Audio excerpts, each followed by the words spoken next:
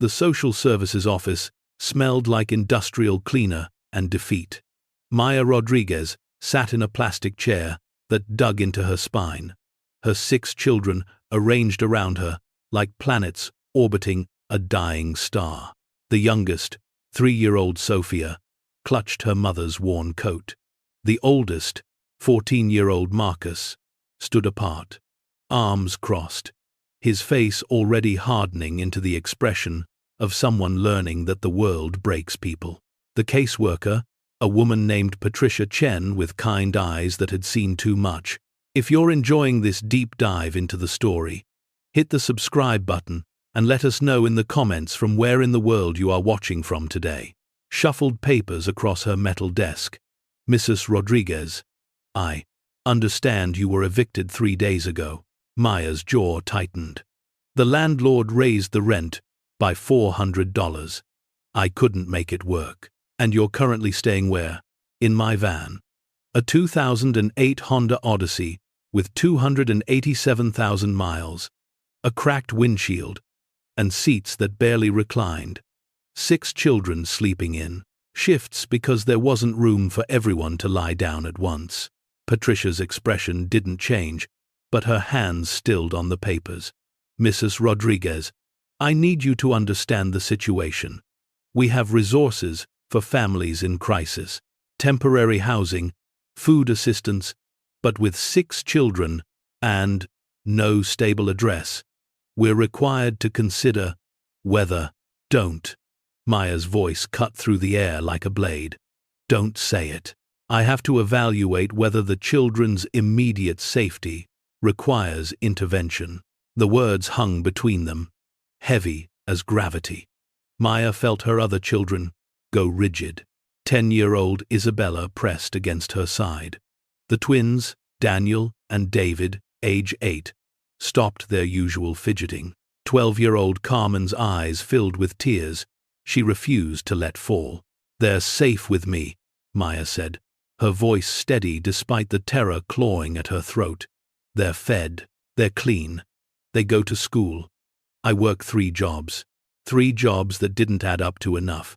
Morning shift at the industrial laundry, $9.50 an hour. Afternoon cleaning offices downtown, $11 an hour. Evening stocking shelves at the 24-hour grocery, $10.75 an hour. 65 hours a week. And, still, the math didn't work. Not with 6 mouths to feed and no home to shelter them. Patricia pulled out a form. I'm not taking your children today, but I need you to sign this. It gives us permission to do a wellness check in 1 week. You need stable housing by then, Mrs. Rodriguez. A real address, proof of income that can sustain your family. If you don't have those things, we'll have to proceed with temporary custody arrangements while you get back on your feet. Maya's hand trembled as she signed. The pen felt like it weighed 1,000 pounds. They walked out of that office into the Phoenix heat, 112 degrees in late August, the kind of heat that turned car interiors into ovens and made breathing feel like drowning in hot water. The van was parked 3 blocks away because the meter was cheaper there. Maya had $23 in her wallet and $147 in her checking account. Rent for a place big enough for 7 people started at $2,200 a month, plus first and last, and deposit. She'd need $6,600 just to get keys. Impossible. The word echoed in her head with every step. Marcus walked ahead, his shoulders tense. He was 14 and already working under the table at a car wash, bringing home $60 a week that he gave to Maya without being asked. He shouldn't have to do that. None of them should have to live like this. The letter arrived the next morning, pushed under the van's windshield wiper, while they were sleeping in the parking lot of a 24-hour fitness center, where Maya paid $40 a month for a membership she used only for showers. The envelope was thick, cream-colored paper, expensive. Her name was written in elegant script. Maya Teresa Rodriguez. She opened it carefully. Her coffee from the gas station, growing cold on the dashboard. Dear Mrs. Rodriguez. The letter began. I am writing on behalf of the estate of Hector Santiago Rodriguez, who passed away on July 18, 2024. According to his last will and testament, you have been named as the sole beneficiary of his commercial property, located at 2847 Industrial Boulevard, in the city of Riverside, approximately 380 miles from your current location. Maya read the paragraph 3 times before it started to penetrate. Hector Santiago Rodriguez, her father's older brother. Uncle Hector, who she'd met exactly twice in her life, once at her father's funeral when she was 9, and once at her wedding when she was 19, before everything fell apart. The letter continued. The property consists of a 47,000 square foot industrial building, formerly the Rodriguez brothers' chocolate manufacturing facility, closed since 1987. The building has been vacant for 37 years. Mr. Rodriguez left specific instructions that the property be transferred to you immediately upon his death, with no conditions attached. He also left a personal note, which I have enclosed. Maya's hands shook as she unfolded the second piece of paper.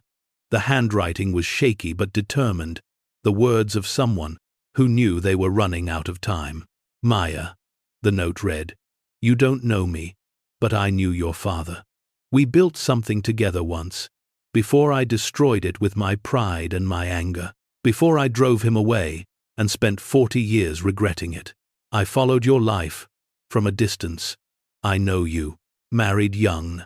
I know your husband left you with 6 children and gambling debts he didn't tell you about. I know you work yourself to exhaustion, trying to give them what they need. I know because your father would have done the same.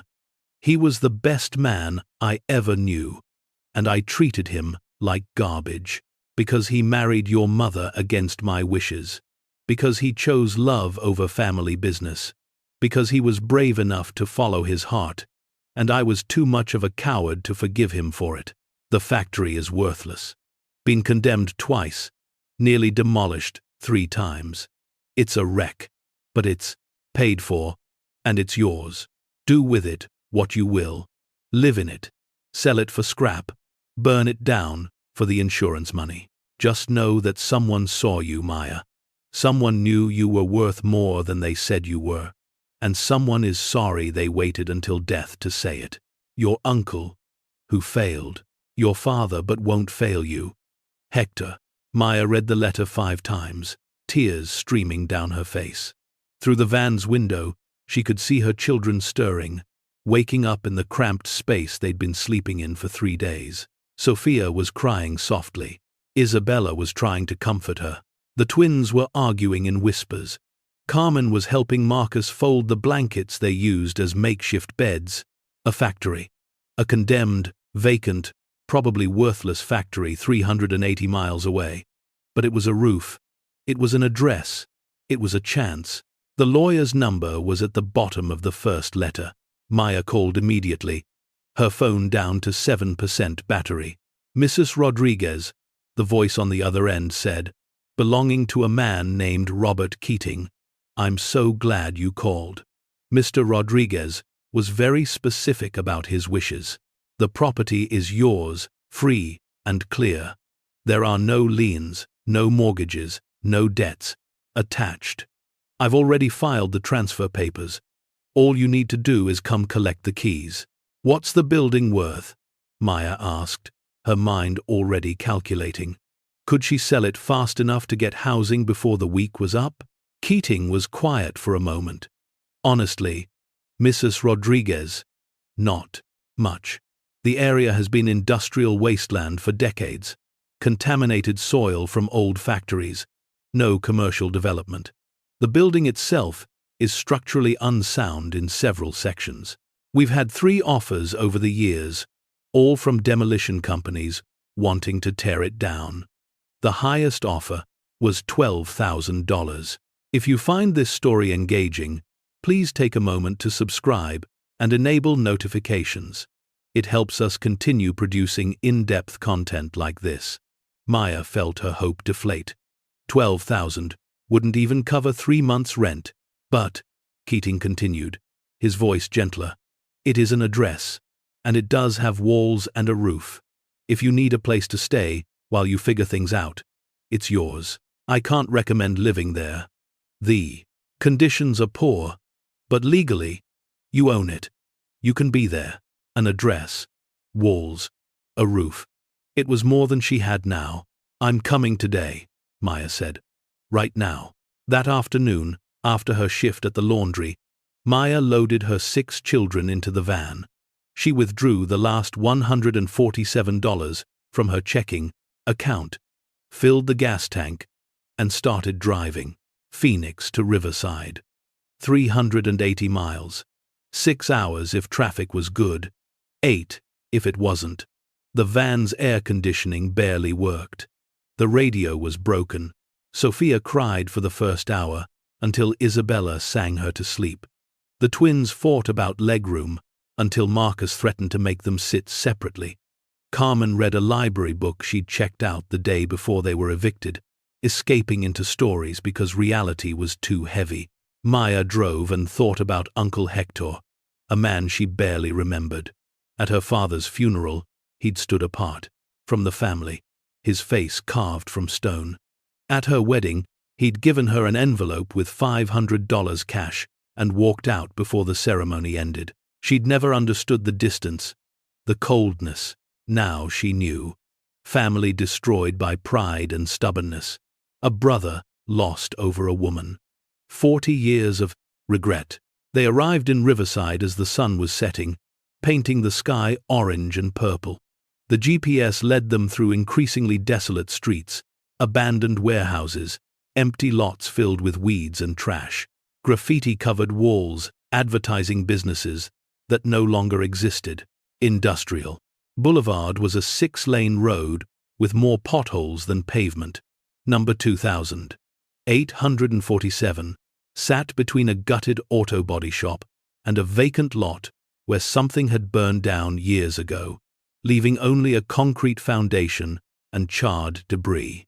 The factory rose out of the urban decay like a monument to better times. 5 stories of red brick and broken windows.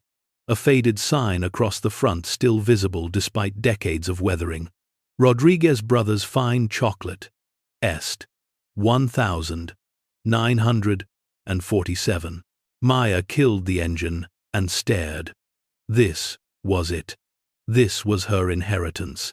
A building that looked like it should be condemned, probably was condemned, in a neighborhood that looked like the apocalypse had come and gone. Mommy, Marcus said quietly, his voice carrying the weight of understanding. That's our new house? Yes, baby. That's our new house. Sofia, awake now and cranky, pressed her face against the window. It's big. It was big. And 47,000 square feet. Maya couldn't even imagine that much space. Their apartment, before they'd been evicted, had been 800 square feet. This was almost 60 times larger. The front doors were chained shut, heavy links wrapped around handles that had once been brass, but now were green, with corrosion. A sign hung from one nail. Condemned. Unsafe. No trespassing by order of the city of Riverside. The date on the sign was from 2003, 21 years ago, and yet the building still stood. Maya found the keys Robert Keating had mailed to her. She approached the doors slowly, her children following behind like ducklings, uncertain and afraid. The key slid into the padlock securing the chains. It turned with a grinding sound, rust giving way to intention. The chains fell away. Maya pushed the doors open, and they swung inward on hinges that screamed protest. Darkness and dust rushed out to meet them, along with the smell of decay and something else, something sweet and faint, like chocolate and vanilla and cinnamon, ghosts of flavors from decades past. Stay close, Maya said, pulling out her phone and turning on its flashlight. The beam cut through the darkness, revealing an entrance lobby with a reception desk still in place. Water-stained walls, a collapsed ceiling section in the far corner. But also, surprisingly, sections that looked almost intact. They moved through the ground floor carefully. The main production area was a vast, open space, maybe 30,000 square feet, filled with equipment long since rusted and covered in decades of grime. Industrial mixers, conveyor belts, cooling racks, all of it frozen in time, like a museum of abandonment. Offices lined the north wall, small rooms with desks still in place, papers yellowed and brittle, scattered across surfaces. A break room with ancient vending machines, bathrooms that Maya wouldn't let the children use until she'd inspected them thoroughly. And stairs, metal stairs leading up to the second floor. They climbed together, testing each step. Some groaned.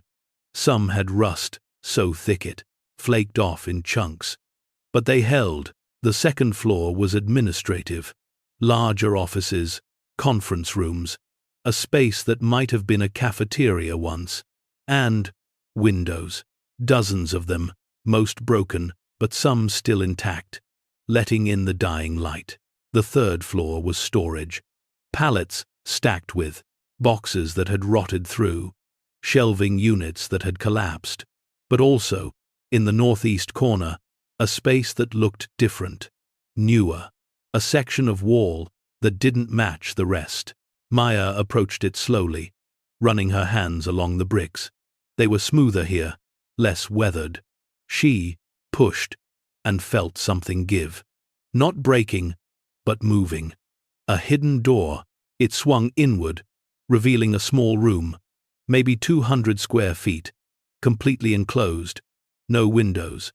And inside, impossibly, there was furniture. A desk, a chair, filing cabinets.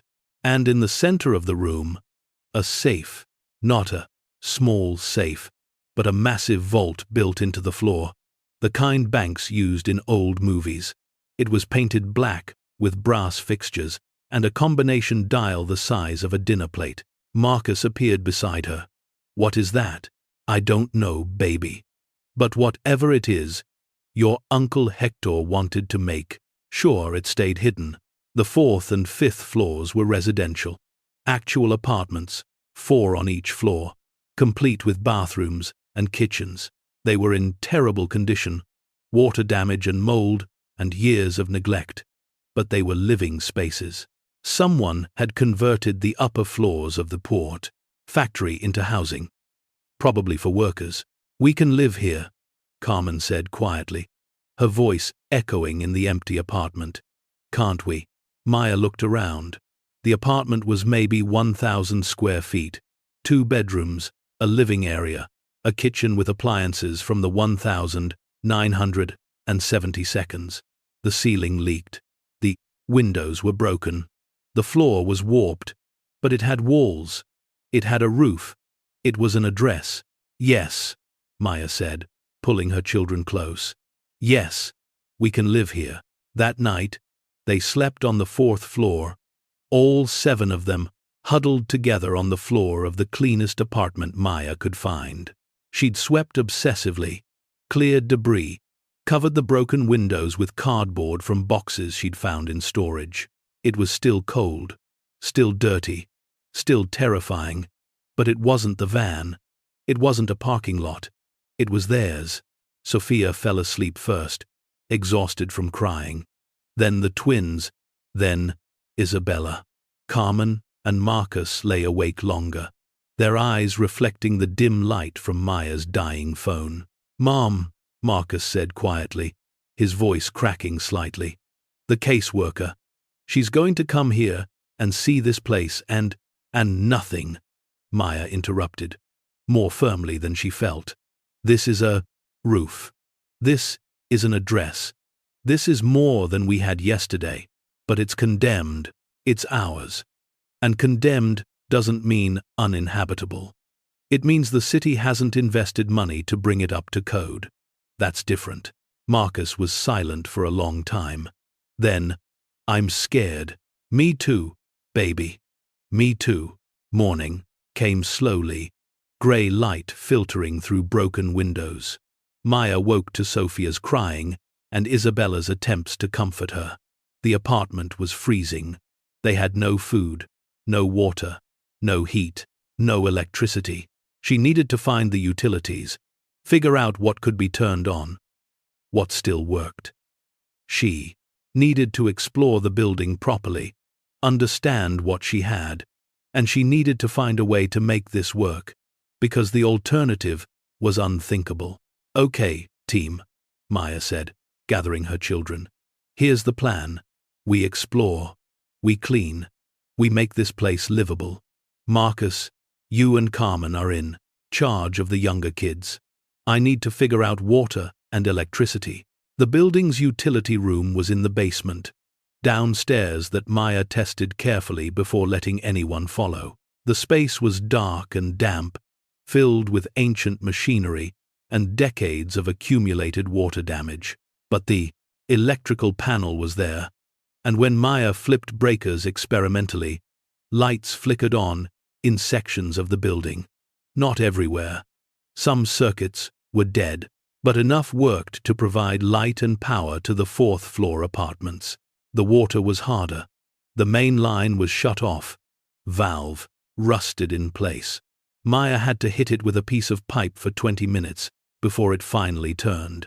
When it did, the pipes screamed and shuddered, and brown water burst from faucets throughout the building. But after running for 10 minutes, the water cleared. It was cold, only cold, because the water heater was long dead, but it was water. They could drink it, cook with it, wash with it. Small victories. Over the next 3 days, Maya and her children transformed one fourth-floor apartment into something approaching livable. They cleaned obsessively.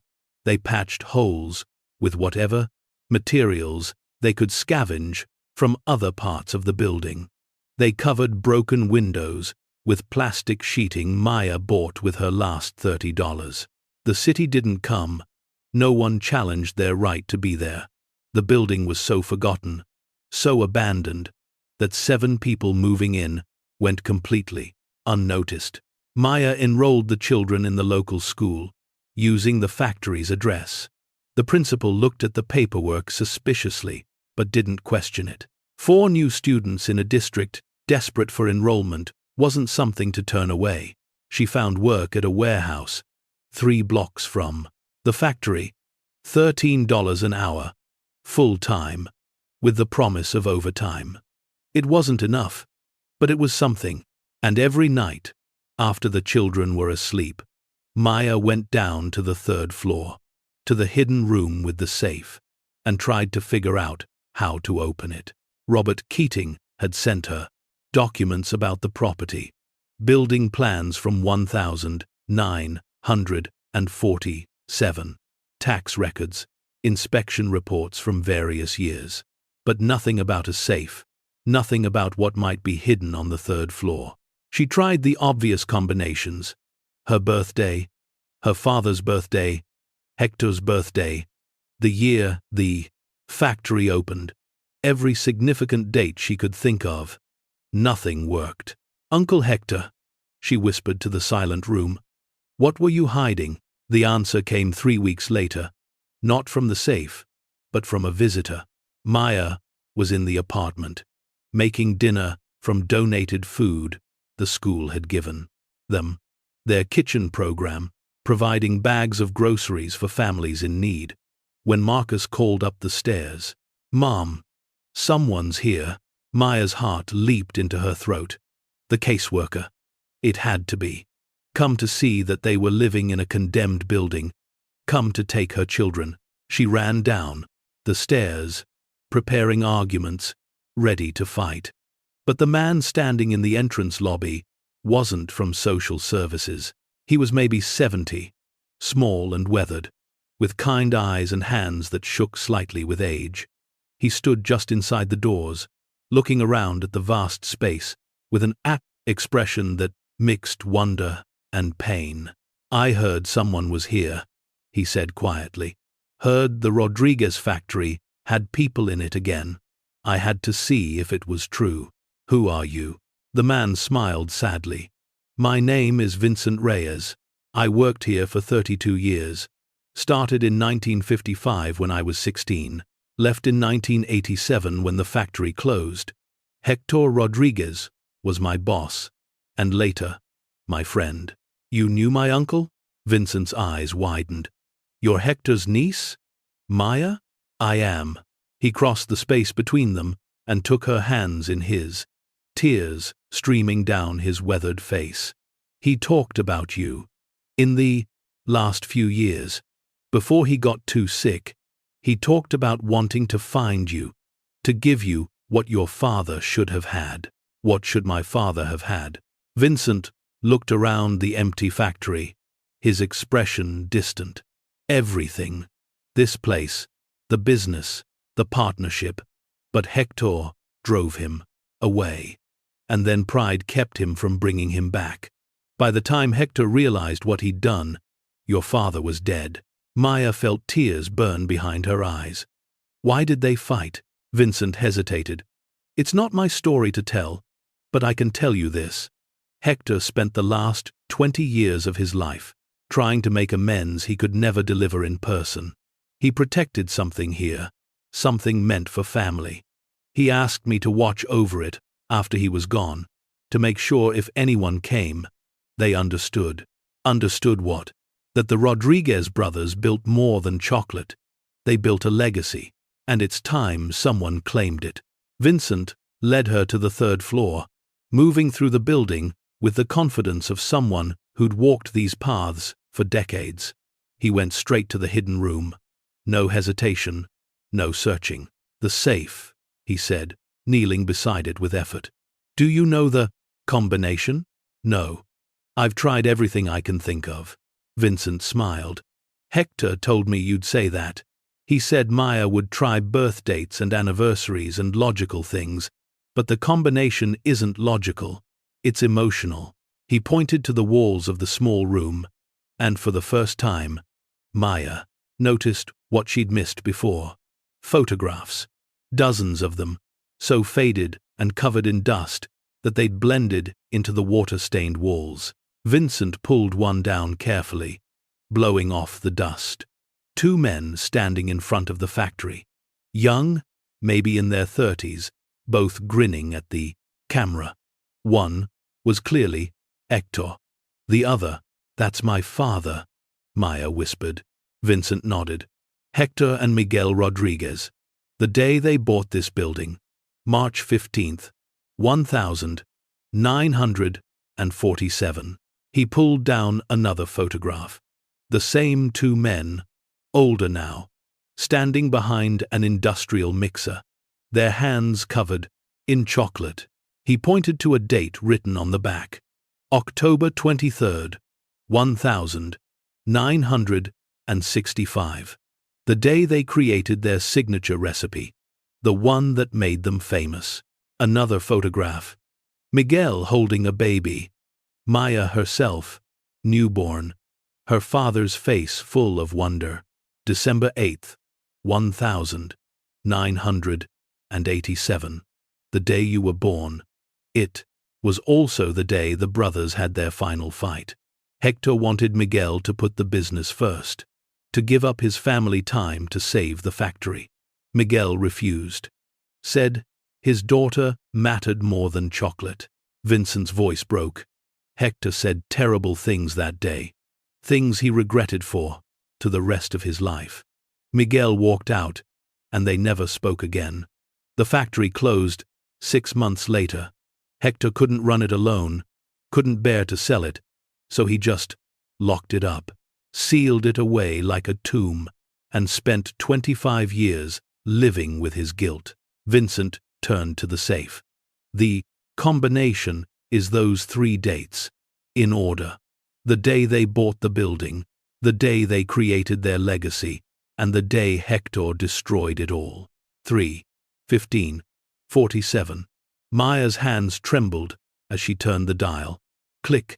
10, 23, 65. Another click. 12, 8, 87. Final click. Deep and definitive.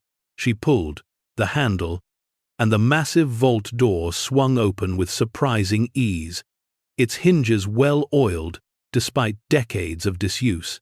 Inside was darkness. Maya reached for her phone, but Vincent stopped her. There's a light switch. Inside, on the right. She felt along the wall, found it, flipped it. Fluorescent lights buzzed to life, revealing a space larger than it had appeared from the outside, extending deep into the floor. The vault was lined with shelves, and those shelves were filled with metal boxes, each one labeled with careful handwriting. But what made Maya's knees weak wasn't the boxes. It was what sat on a pedestal in the center of the vault, a leather-bound book, large, maybe 18 inches by 24 inches, its cover embossed with gold lettering. Rodriguez Brothers' Master Recipe Collection. Private. Vincent lifted it carefully, reverently. This, he said quietly, is what they built. 37 years of recipes. Every chocolate they ever made, every truffle, every bar, every filling, the exact formulas, temperatures, techniques. Some of these recipes, the ones they created in the 60s and 70s, they're still unmatched. Companies have tried to recreate them for decades. No one has succeeded. He opened the book to a random page.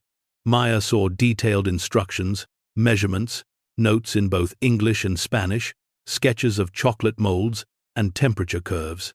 But this, Vincent continued, moving to the shelves, this is what Hector protected. He opened one of the metal boxes. Inside were bundles of paper, bound with rubber bands, bearer bonds, hundreds of them. Another box, stock certificates, companies Maya recognized even with her limited knowledge. The original investments, the ones Hector and Miguel made when the factory was successful, before everything fell apart. Another box, gold coins, gleaming in their protective cases. Another, property deeds, commercial real estate in 3 states. Another, letters of credit from banks, certificates of deposit, insurance policies. Vincent's voice was barely a whisper. When the factory closed, Hector liquidated everything. He converted the entire business into portable assets. He said, "If I can't have it, I'll protect it for Miguel's family, for his children, for the legacy we should have built together." He handed Maya a piece of paper from the last box, an inventory list in Hector's handwriting. Total assets as of July 2024. Bearer bonds, $127 million.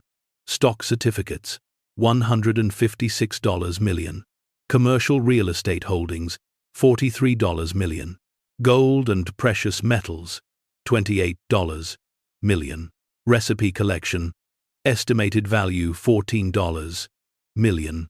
Total, $368 million. Maya's vision blurred. The paper slipped from her hands. "All of it yours," Vincent said, his own voice breaking. "All of it meant for your father, and now meant for you." Hector's letter to me said, "Tell her I'm sorry. Tell her Miguel was right. Tell her family is worth more than pride. And tell her to build something beautiful with what we should have built together." Maya sank to the floor, her body shaking with sobs she'd been holding back for months, for years. $368 million. More money than existed in her wildest dreams. More than enough to save her children, to build a life, to finally stop drowning. Vincent knelt beside her, his weathered hand on her shoulder. "Your uncle watched you struggle. He knew about the eviction, the jobs, the van. He wanted to help sooner, but his lawyer said the estate couldn't be distributed until after his death. He died knowing you were suffering, and it broke his heart. Why? Didn't he just give me money while he was alive? Why make me wait until I had nothing? Vincent smiled sadly. Because he wanted you to understand what he and your father built. Not just the money, but the work, the partnership, the dream. He wanted you to see the factory, to walk through it, to feel what they felt when they started with nothing and created something that lasted. He wanted you to know you came from people who built empires from scratch. So, you'd know you could do the same. A sound from the doorway made them both turn. Marcus stood there, his eyes wide, taking in the open vault, the boxes, the recipe book. "Mom," his voice cracked. "What is all this?" Maya wiped her eyes and stood, pulling her son into the vault. "This is your grandfather's legacy, and your great-uncle's redemption, and our future." Over the next 3 months, Maya's life transformed so completely that she sometimes felt like she was living in someone else's body. The first thing she did was hire a team of lawyers, not just one, but 5, each specializing in different areas: estate law, commercial real estate, financial management, business development, family law. They verified everything, confirmed that the assets were real, properly titled, legally hers. The bearer bonds alone represented $127 million, completely liquid, accessible immediately. The stock certificates required more work, transfers, and registrations, but within 6 weeks, she had access to another $156 million. The commercial real estate holdings were scattered: a small strip mall in Colorado, an office building in Oregon, a warehouse complex in Nevada, all of them generating rental income, all of them appreciating in value. $43 million total, managed by a property company Hector had hired decades ago. The gold and precious metals were stored in 3 safety deposit boxes at different banks: American Eagles, Canadian maple leafs, rare coins from the 1800s, $28 million in metal that would never lose its value, and the recipe collection. Vincent had been right when Maya had it appraised by a food industry consultant. They valued it at $14 million minimum, potentially worth 10 times that if she ever chose to license or sell the formulas. But Maya wasn't selling anything. She was building. The second thing she did was call Patricia Chen, the caseworker. "I have stable housing," Maya said, her voice steady. "I have proof of income. I have everything you asked for." Patricia arrived at the factory 3 days later, her expression skeptical as she climbed out of her car. She'd clearly expected to find 7 people camping in a condemned building. Instead, she found a 4th-floor apartment that had been professionally renovated, walls repaired and painted, new windows installed, modern appliances in the kitchen. 3 bedrooms, enough space for everyone. Clean, safe, warm. "Mrs. Rodriguez," Patricia said slowly, her eyes wide. "This is remarkable. We're not in the van anymore," Maya said, simply. Patricia's inspection took 2 hours. She checked the bedrooms, talked to each child separately, examined the kitchen and bathrooms.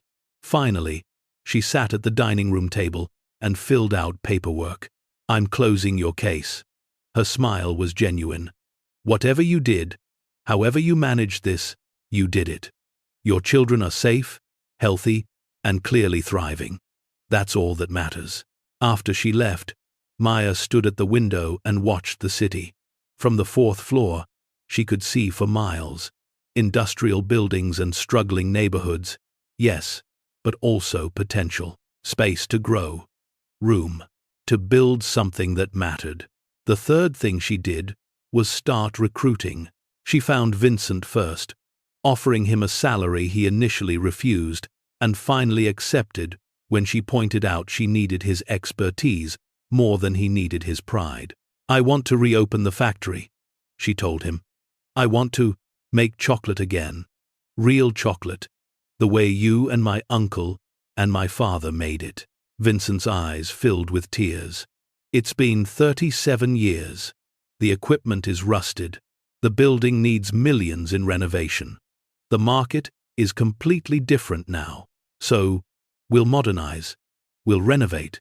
We'll learn the market. But we'll use their recipes, Vincent.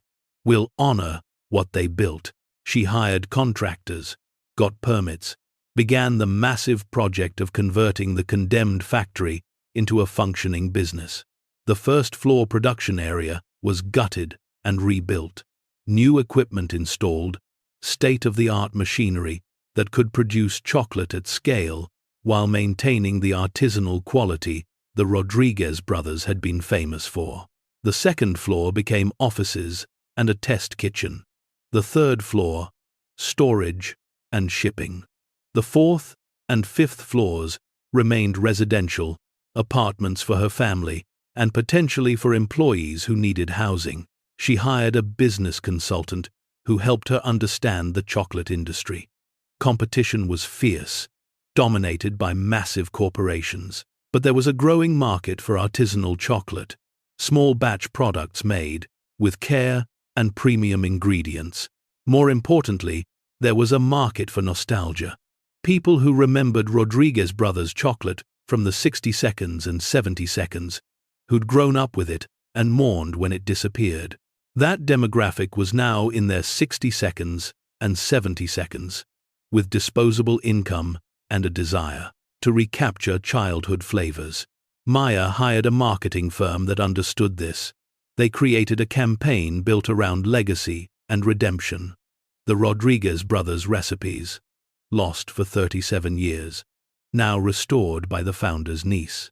Every purchase supporting a family business, every bar of chocolate, a piece of history preserved. She hired chocolatiers, experts who could interpret the old recipes and adapt them for modern production. She hired food scientists who ensured safety and consistency. She hired designers who created packaging that honored the original 1,960 seconds aesthetic, while feeling contemporary and fresh. And she hired people from the neighborhood, 23 employees in the first wave, all of them local, many of them struggling like she'd been, single parents, people with criminal records trying to rebuild, immigrants working multiple jobs. She paid them $22 an hour to start, with benefits, with childcare assistance, with the same compassion she'd needed and never received. The renovation took 6 months. The permit process took 3. Production testing took 2 months of failures and adjustments, and late nights in the test kitchen with Vincent, who patiently taught Maya the difference between tempering chocolate properly and creating grainy garbage. They launched on March 15, 2025, exactly 78 years after Hector and Miguel had bought the building. The date wasn't coincidence, it was intention.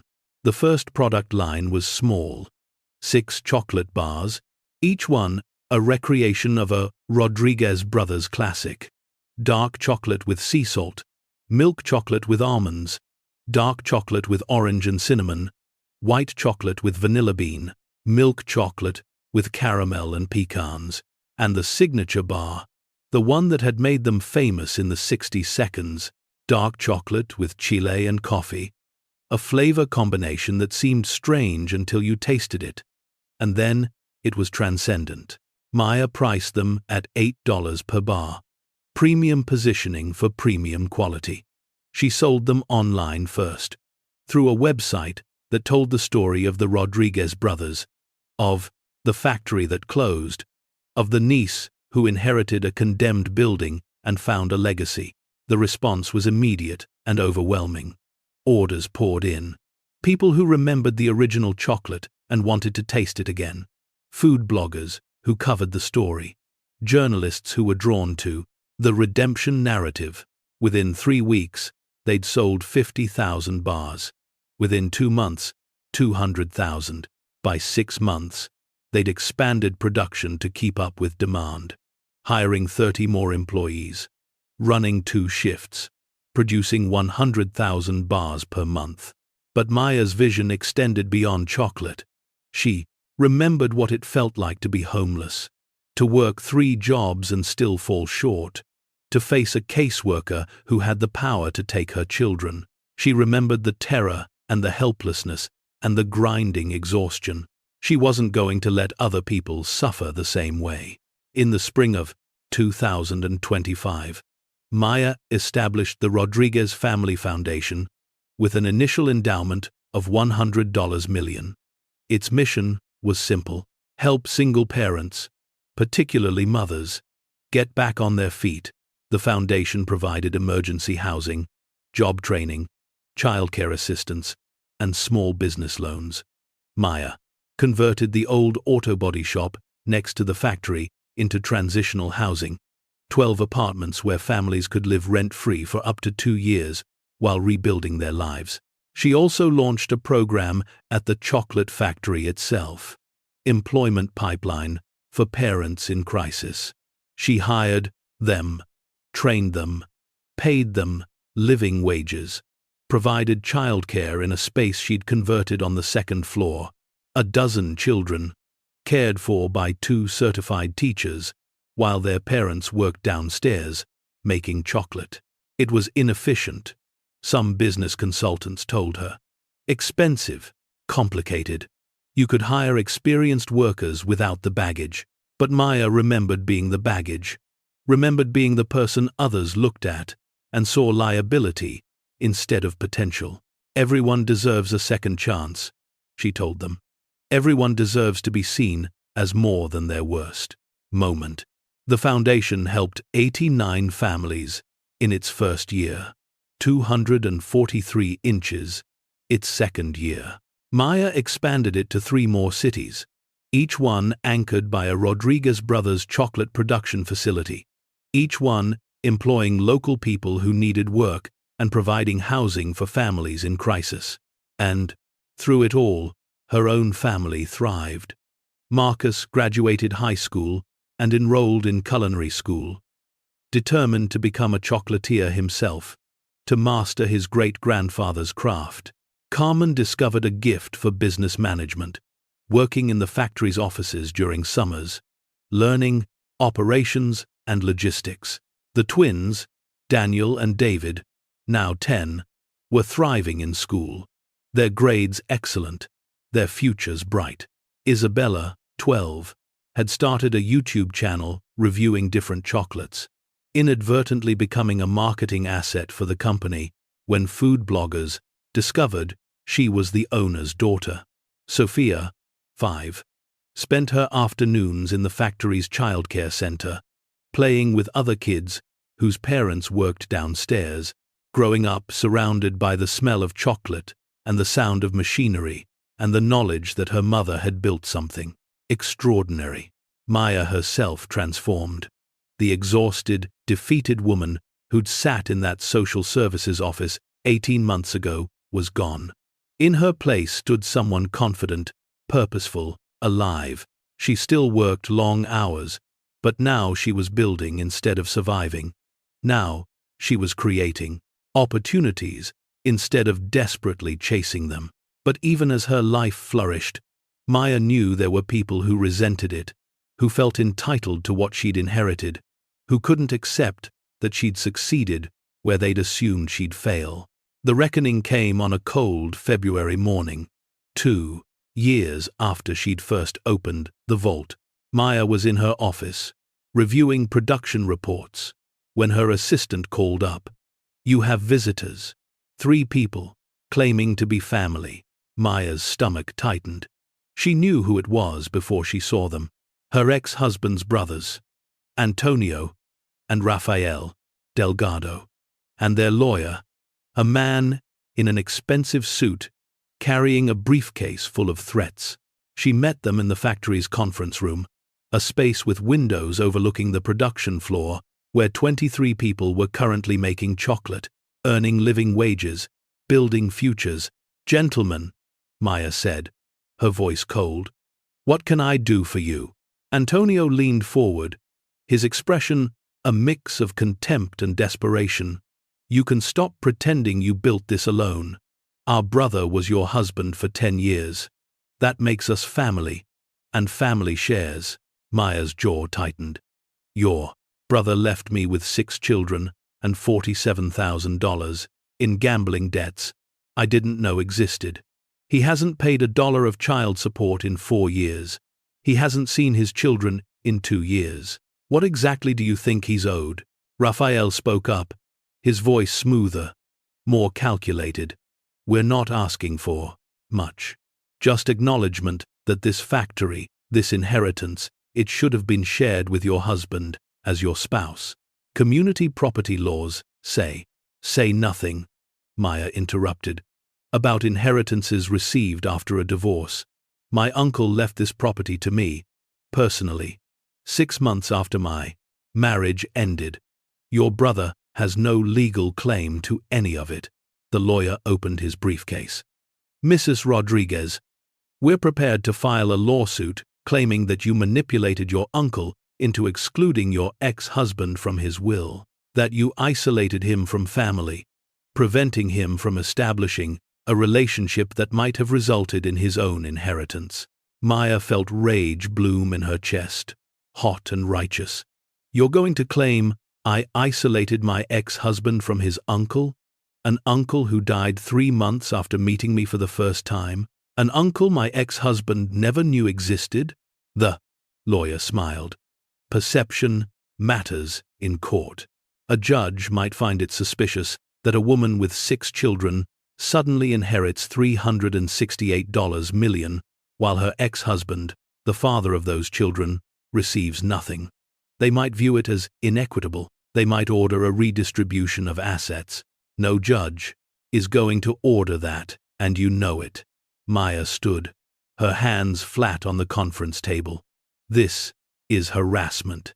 This is extortion. And you have 30 seconds to leave my property before I call security. Antonio's expression twisted. You think you're better than us now? You think some dead man's guilt money makes you special? I think I survived things you never had to face. I think I built something from nothing while you stood on the sidelines judging. And I think your brother abandoned his children, destroyed my credit, and left me homeless. So no, I don't think he's owed a single penny. Of what I inherited, what I earned, what I built. Raphael stood slowly. We'll file the lawsuit. We'll drag this through court. We'll make sure everyone knows how you stole from family. You do that. And I'll make sure everyone knows how your brother left 6 children sleeping in a van. How he gambled away our rent money. How he vanished when things got hard. We'll see whose story the public finds more compelling. The 3 men filed out, their threats echoing in the empty conference room. Maya sat down heavily, her hands shaking with adrenaline. They didn't have a case. Her lawyers had confirmed that repeatedly. Inheritances weren't community property. Ex-spouses had no claim unless specifically named in a will. But they could still file, could still drag her through depositions and court appearances, could still try to tarnish what she'd built. She spent the next week preparing, gathering documentation, building her defense. But the lawsuit never came. Instead, she received a call from Antonio. His voice was different this time, smaller, stripped of bravado. We're not filing. His words came out reluctantly. Our lawyer said we have no case, that we'd just waste money and look like what you said. People trying to steal from someone who'd already survived. Too much. Maya was silent, waiting. I didn't know, Antonio continued. About the van, about how bad it got.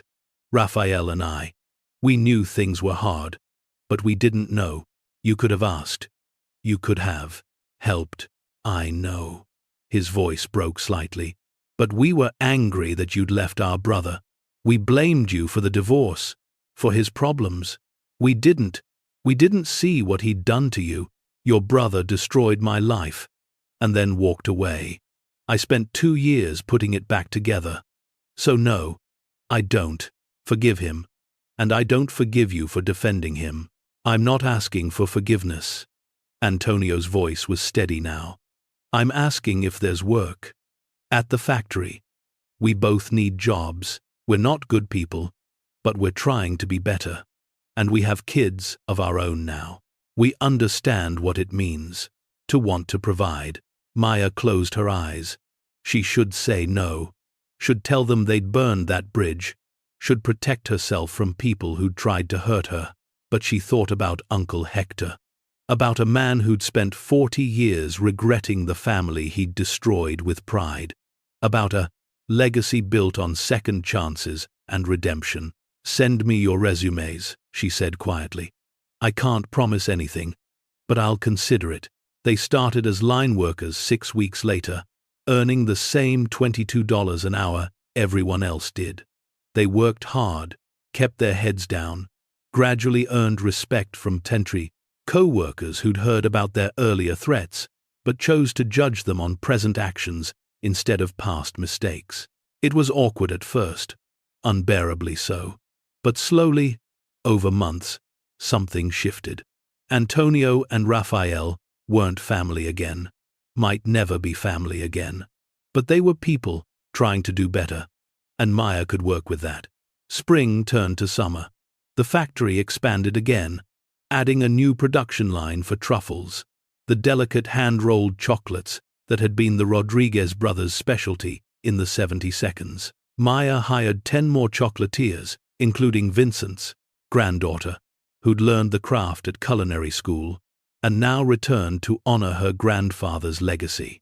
The foundation expanded to 5 cities, helped 500 families in year 3. Maya hired a full-time director, someone with experience in non-profit management, freeing herself to focus on the business, while the foundation grew independently. And then, one Tuesday in August, 3 years after she'd first driven through the night to claim her inheritance, Maya received a letter. It was from a woman named Carmen Rodriguez, her father's cousin, someone Maya had never met. The letter explained that Carmen had been estranged from the family for 40 years, cast out like Maya's father, for choosing love over family approval. I heard about what you've done, the letter said, about the factory reopening, about the foundation, about how you've honored Miguel's memory. I wanted you to know that your father would be so proud. He always believed family was worth more than business, love more than money. You've proven him right. The letter included a photograph. Miguel and Carmen, young, maybe in their 20s, standing together at a family gathering before everything fell apart. On the back, Miguel had written, "My favorite cousin, the one who understood."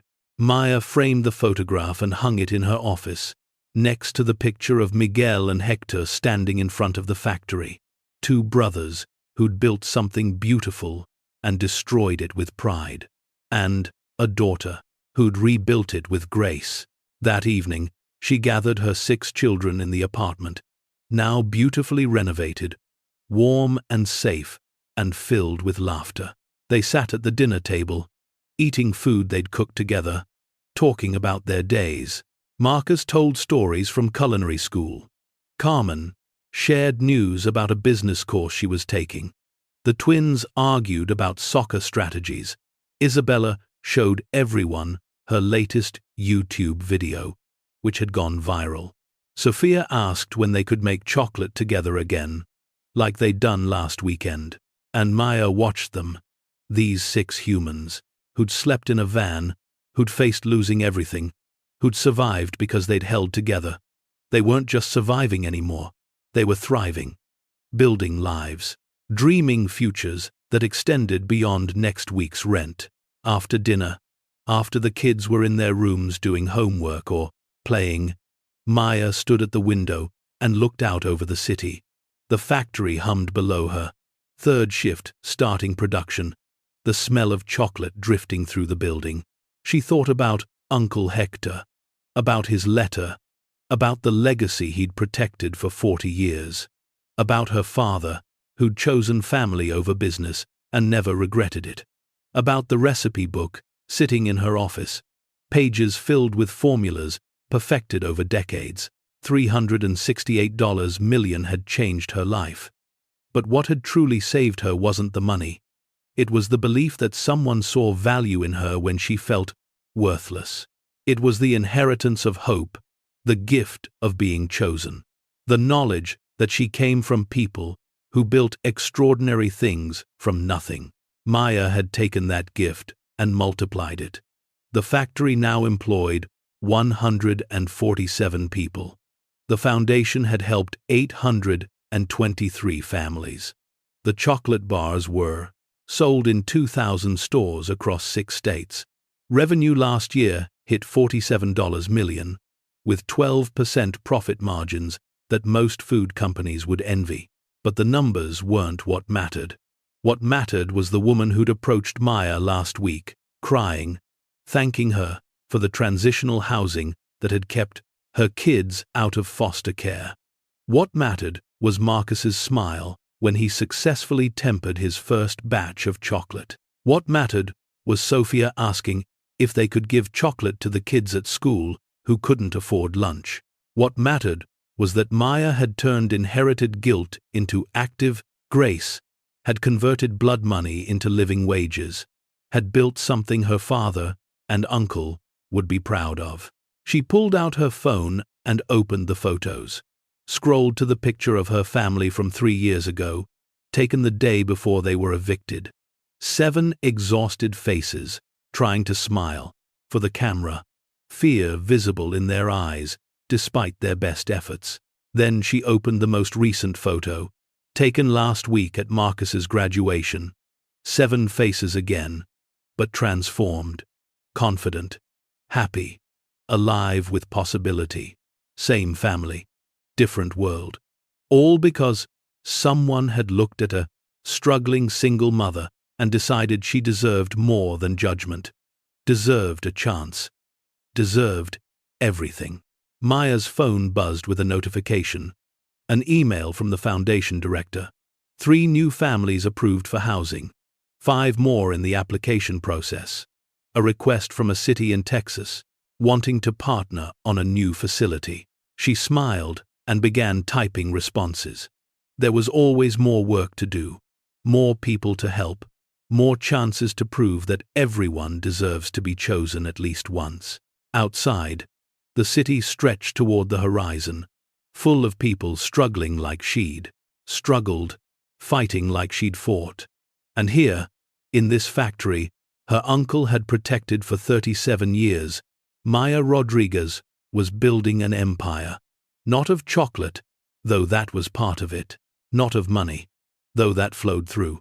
An empire of second chances, of redemption, of proof that the broken can rebuild themselves into something extraordinary if someone believes in them enough to hand them the tools. Uncle Hector had given her the tools. Maya was building the cathedral, and she was just getting started. The final revelation came 5 years after Maya had first opened the vault, on an ordinary Wednesday that would become anything but ordinary. Maya was in the test kitchen with Vincent, who was now 75, but insisted on coming to work 3 days a week because, as he said, retirement was just a fancy word for slowly dying. They were developing a new truffle, attempting to recreate a recipe from 1973 that had been a customer favorite but proved maddeningly difficult to reproduce. The intercom crackled. "Maya, you have a visitor. Says it's urgent. Won't give a name." Maya wiped chocolate from her hands and headed to the lobby, expecting another supplier, or perhaps journalist, wanting to write yet another redemption story about the factory that rose from the ashes. Instead, she found a woman in her 80s, elegant despite her age, wearing a vintage coat and carrying a leather handbag that looked like it had survived decades. Her eyes were sharp, calculating, missing nothing as she studied the renovated lobby. "You're Maya Rodriguez." "I am." "And you are?" The woman smiled, and suddenly Maya saw it. The shape of her nose, the set of her jaw, the way she held herself with quiet dignity despite the weight of years. "My name is Elena Rodriguez. I'm your grandmother, your father's mother. And I've spent 43 years being dead to this family because I made the mistake of telling Hector he was wrong." Maya felt the floor tilt beneath her feet. Her grandmother, her father's mother, who she'd been told died before she was born, who had been erased so completely that Maya had never even known to look for her. "You're alive. Very much so." Elena's voice carried the weight of decades of bitterness. "Though Hector tried his best to erase me. When I sided with your father, when I told Hector that family mattered more than business, he declared me dead to the Rodriguez family, told everyone I'd moved to Mexico, then eventually that I'd passed away. I've been living in San Diego for 43 years, 2 hours from here, close enough to watch from a distance, but never close enough to interfere. Why come now? Because I read about what you've built, the factory reopened, the foundation, the way you've honored Miguel's memory." Elena's eyes filled with tears. "And I realized I've been a coward. I let Hector's pride keep me away from my son, from my granddaughter, from the family I should have fought for. I let him win by disappearing. But you didn't disappear. You fought. And I thought maybe, just maybe, it wasn't too late for me to stop hiding." Maya's mind raced. Questions piled on top of questions, but one cut through all the others. "Did my father know you were alive?" Elena's face crumpled. "No," Hector told him. "I died 6 months after the fight. Miguel tried to find me, searched for years, but Hector had been thorough. He'd created fake death certificates, planted obituaries. Your father died believing I'd abandoned him by dying." Elena's voice broke completely. "I didn't know Miguel had passed until 3 years after it happened. By then, you'd already married, already started having children, and I thought, what right do I have to appear now? To disrupt your life with my guilt? You had every right. You're my grandmother. I'm a ghost who should have stayed buried." Elena looked around the Patag factory, at the workers moving through their shifts, at the modern equipment producing chocolate from recipes her husband and son had created. "But then, I saw what you did, how you took Hector's guilt money and turned it into something that helps people, how you honored Miguel's belief that family matters more than business. And I thought maybe, if I explained, if I told you the whole truth, you'd understand why I stayed away." Maya's hands were shaking. She didn't know if she felt anger or grief or some volatile mixture of both, but she knew she needed answers. "Come upstairs. We need to talk. Properly." In Maya's office, surrounded by photographs of Miguel and Hector, of the factory in its glory days, Elena told her story. She'd been 23 when she married Hector Rodriguez, young and in love with a man who seemed to have unlimited ambition. They'd started the factory together, her money funding the initial purchase, her business sense balancing his creative vision. When Miguel joined them 5 years later, the three of them had built something extraordinary. But Hector had always been controlling, Elena said quietly. He needed to be the center, the genius, the one everyone depended on. When Miguel met your mother, when he fell in love with a woman Hector didn't approve of, it threatened that control. Why didn't Hector approve? Elena smiled sadly. Because your mother was from a poor family, because she hadn't gone to college, because Hector had built this empire and wanted his brother to marry someone who would enhance it, not someone who cleaned houses for a living. My mother cleaned houses? She did, and she was brilliant at it. Built her own business, had 12 employees. But to Hector, she was beneath us. He gave Miguel an ultimatum. Choose the business, or choose her. Your father chose love. And you? I told Hector he was destroying the family over pride. That business meant nothing if you lost the people you loved. So, he destroyed me instead. Told the family I'd sided with Miguel because I was weak, because I didn't understand what it took to build something lasting. Then, he started the rumors. That I'd left him, that I'd run away to Mexico with another man, that I'd died there alone and bitter. Elena pulled out a folder, old and worn. Inside were letters, dozens of them, all addressed to Miguel Rodriguez, all marked return to Perfor. Sender. I wrote him every month for 5 years. Tried to tell him I was alive, that I was in San Diego, that he could find me. But Hector intercepted every letter, sent them back marked deceased or no longer, at this address. Eventually, I stopped trying. Figured if Miguel wanted to find me, he would. He did try, Maya whispered. I found letters in his things after he died. Letters to investigative services, to government agencies, trying to locate his mother. He never stopped looking. The two women sat in silence, the weight of Hector's manipulation filling the space between them. He'd destroyed a family not once but repeatedly, his pride poisoning everything he touched. Finally, Maya spoke. You said you came to explain, but there's more, isn't there? Something else you need to tell me. Elena nodded slowly. The vault you found, the money, the assets. That wasn't all, Hector. Half of it was mine. The original investment in the factory, the property deeds, some of the stock certificates. They were purchased with my inheritance, my money, but when Hector declared me dead, he claimed it all. I could have fought him, could have sued, but I was exhausted. I let him have it. Figured it was the price of freedom. She pulled out another document, but I kept copies of everything. Proof that I'd been a full partner, not just Hector's wife. And when I saw that he'd left everything to you, I thought maybe I should let you know the full truth. That the legacy you inherited wasn't built on Hector's genius alone. It was built on partnership, on collaboration, on the very things Hector spent his life destroying. Maya studied the documents. Property deeds with Elena's signature, stock certificates purchased in her name, bank statements showing joint accounts drained after Elena left. It was all there, proof that Elena Rodriguez had been erased from a business she'd helped build. What do you want? Maya asked quietly. Half of what I inherited, the recognition that should have been yours. Elena smiled.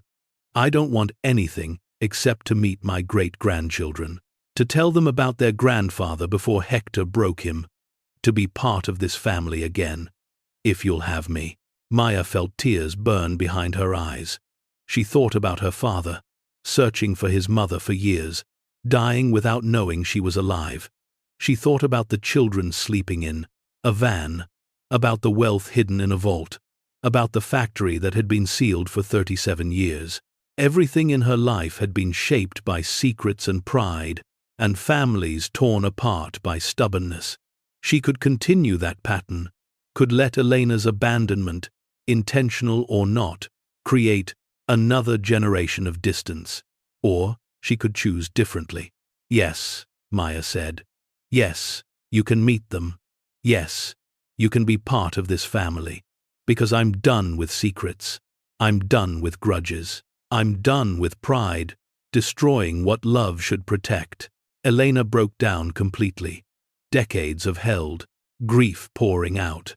Maya moved around the desk and held her grandmother, this woman who'd been erased, who'd survived, who'd finally found the courage to come home. That evening, Maya gathered her 6 children in the apartment. They ranged from 8 to 17 now, Sofia to Marcus, each of them shaped by the journey from van to mansion, from poverty to purpose. I want to tell you about your great-grandmother, Maya began. The one I thought was dead. She's alive, and she's here, and tomorrow you're going to meet her. The questions came fast, confused and excited, but underneath, Maya saw understanding. They'd lived through enough themselves to know that families were complicated, that forgiveness was harder than grudges, that sometimes the bravest thing was to let someone back in. Elena joined them for dinner the next night. She brought photographs, so many photographs, of Miguel, as a child, as a young man, as a father, holding baby Maya. Stories poured out, filling gaps that had been empty for decades. Your grandfather loved chocolate, Elena told them, but what he really loved was the moment when someone tasted something he'd made and their face transformed. He used to say, chocolate was just sugar and cocoa. The magic was in making someone feel joy. Marcus leaned forward. That's exactly what Mom says, that we're not selling chocolate, we're selling moments of happiness. Elena smiled, tears streaming down her weathered face. Then, he lives on. In you. In this factory. In everything your mother has built. Over the following months, Elena became woven into the fabric of their lives.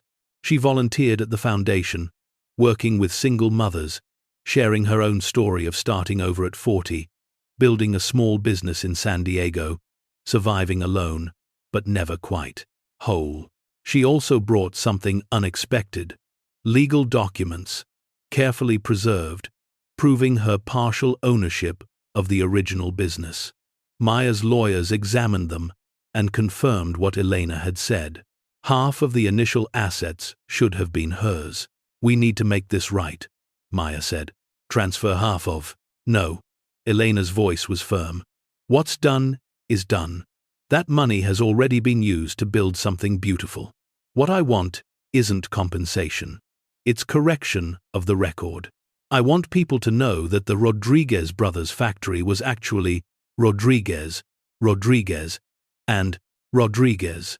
3 partners, 3 dreamers, 3 people who built something extraordinary before pride destroyed it. Maya commissioned a new sign for the factory: Rodriguez Brothers Fine Chocolate, with a smaller line underneath. Founded 1947 by Hector Rodriguez, Miguel Rodriguez, and Elena Rodriguez. The unveiling happened on a Saturday in June, 6 years after Maya had first claimed her inheritance.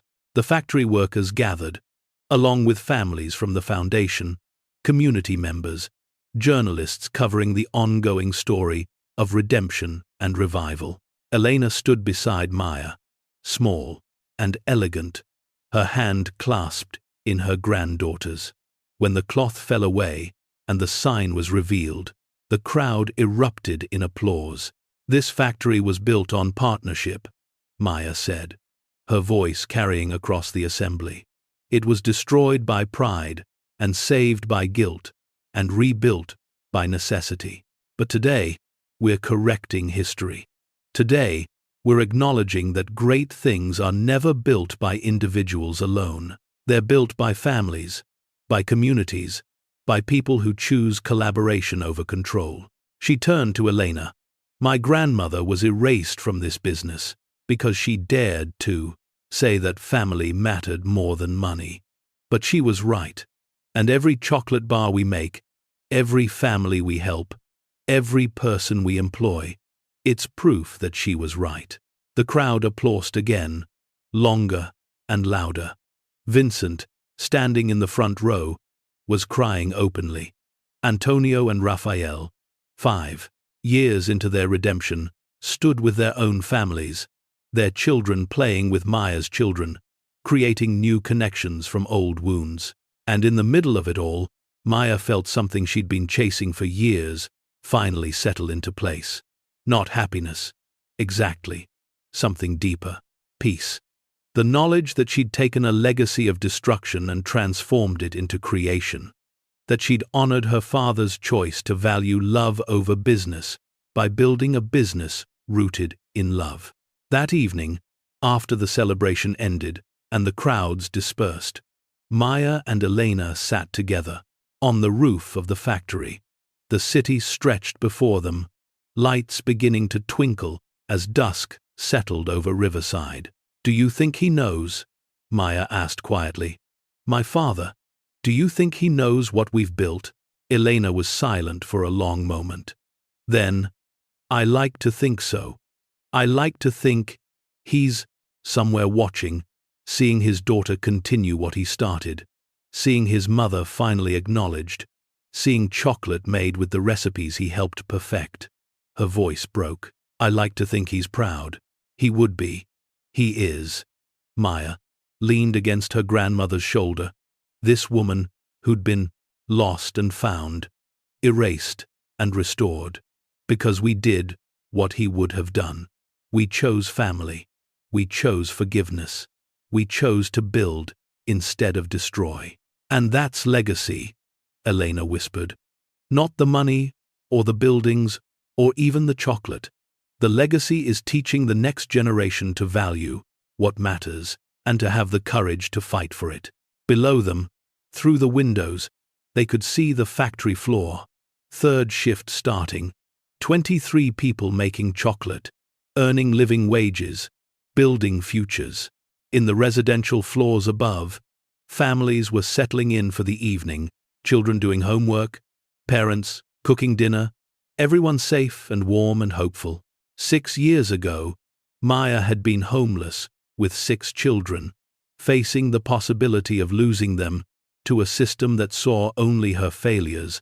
Today, she was the head of a company worth $200 million, running a foundation that had helped over 1,500 families, employing 203 people, honoring a legacy that had almost been lost to pride and pain. The journey from van to empire had been impossible until it was inevitable. And standing here, with her grandmother beside her and her children safe below her, and the smell of chocolate drifting through the evening air, Maya understood what Uncle Hector had been trying to give her. Not money, though that had transformed everything. Not property, though that had provided the foundation. What Hector had given her was proof. Proof that she came from people who built extraordinary things from nothing. Proof that her struggles weren't failures, but preparation.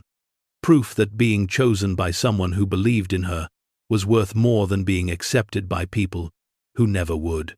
She'd taken that proof and multiplied it, choosing others the way she'd been chosen, building platforms the way platforms had been built for her, turning inherited guilt into active grace, and in doing so, redeeming not just herself, but the entire fractured legacy of the Rodriguez family.